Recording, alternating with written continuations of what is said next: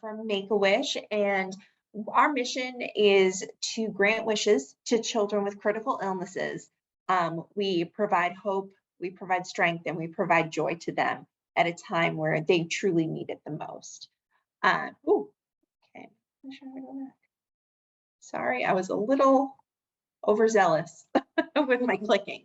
Our chapter covers 51 counties in the central and western part of the state. We work with 4 major hospitals in the region, Mission Children's Hospital in Asheville, Brenner Children's Hospital in Winston-Salem, and the 2 major hospitals here in Charlotte, Levine and the St. Jude affiliate, but at Hemby Children's Hospital as well. But we also work with all of the Children's Hospital with Novant. So we have 51 counties out of the whole 100 in North Carolina, but we also have another chapter in the eastern section that works with the other 49 counties from the central to the coast. So we have 2 chapters that take on the state of North Carolina. Sorry, the mouse is being a little too clicky. So about our chapter, in our last normal year pre-COVID, we granted about 395 wishes.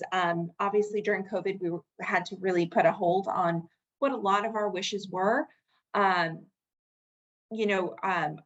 mission is 100% locally driven. So any, referrals that we receive are for kids in our area. Any donations that we receive go to the wishes in our area, which is really amazing because it's at such a grassroots level. We have many, many volunteers that help us. Unfortunately, we have a very low amount of Spanish speaking or bilingual in general volunteers. So that is a need that we always have because we do have a very high population of our kids that do speak a second language outside of English.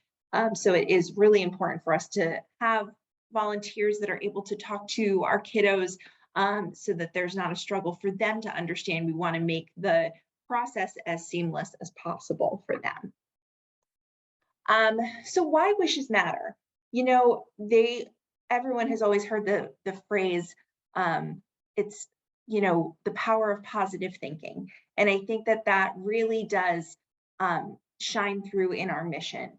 So many of our children that have experienced a wish are, seeing less hospitalizations unplanned. They're, they're living healthier lives. And it's all because they have this one thing to look forward to and then something to hold on to. And we've done studies, and it was pretty eye-opening and just amazing how many children were positively affected by their wish experience. So a little bit about our organization in general. Our first wish was granted about 43 years ago in Arizona.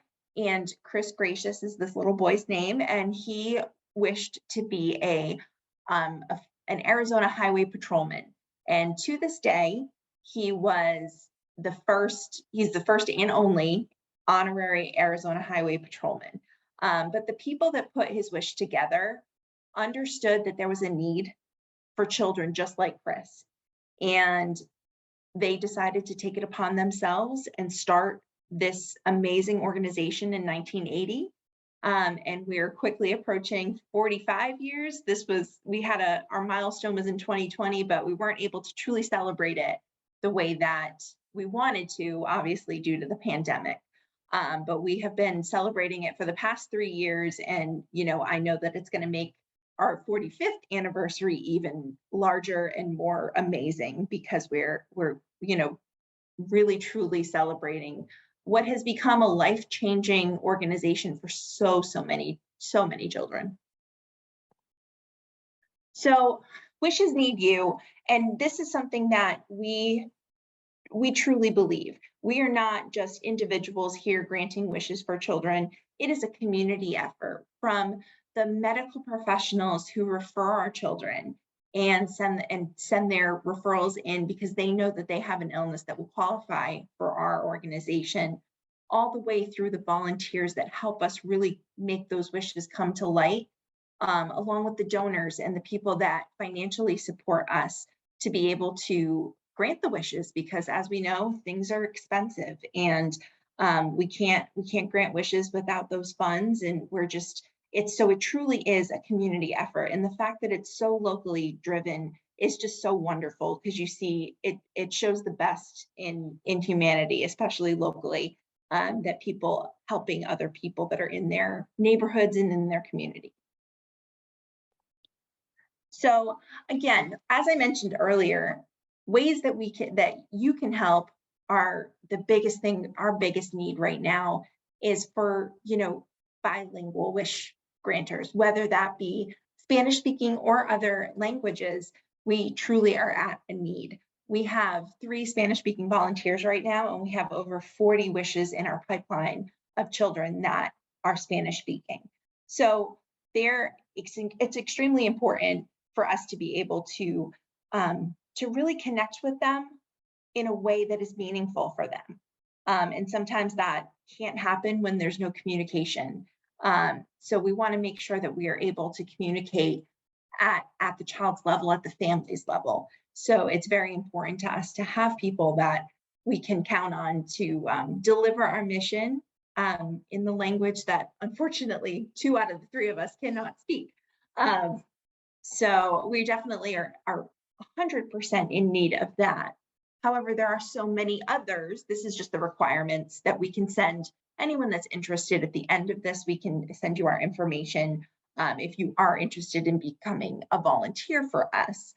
But there's also other ways to help. This is slightly outdated. We did have our amazing annual wish ball a couple of weeks ago at the Westin. So we have a lot of events. We actually raised $1.8 million in that one night in February at the Westin. So it was a wonderful night to grant a lot of different wishes. But we do have other events that come up throughout the year as part of that volunteer opportunity for you to be able to, give back in some little way. But another major way that especially this group can help is to refer a child. We have pretty strict, for lack of a better word, qualifying conditions that if a child that suffers from one of those can be referred. The process is very, very simple. Everything is done online.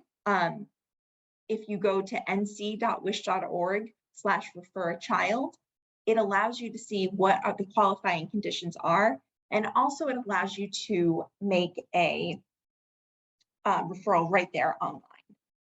We're very happy to have looked at the data and really believe that we're touching so many lives of people in the Hispanic and Latin communities. Based on census data that we have received back from 2020, we are definitely right around the same percentage-wise that the state percentage is as far as minority populations. So we feel very proud that we are outreaching to those communities, but we know that we are missing kids in every community. So when it comes down to it, that's the major thing, because we can't grant wishes if we are not knowing who those children are that we want to grant wishes for. So that's really, really important as well. And these are some of our really important people on staff that would be helpful for you to know. And if you're interested in getting involved, Amanda Spain is our Wish Family and Volunteer Manager. She starts off the actual wish process. And she's the one that will help with the volunteers and getting everyone assigned to a wish family. But before her, we have Lydia St. John, who's here with us in the room today, and she is our intake and referral manager. And she handles all of the medical pieces. She's a former child life specialist, so she is very knowledgeable about the medical field, and she connects she connects us with all of the referrals, and she connects with all of the medical teams to make sure that all of the children that are referred that qualify move right through the process. And then finally, we have Care DeVito, and she's our bilingual wish specialist. So we do have a staff member on our team that strictly works with our Spanish speaking families, but she's one person for 45 families. So the volunteers really are so important for her as well.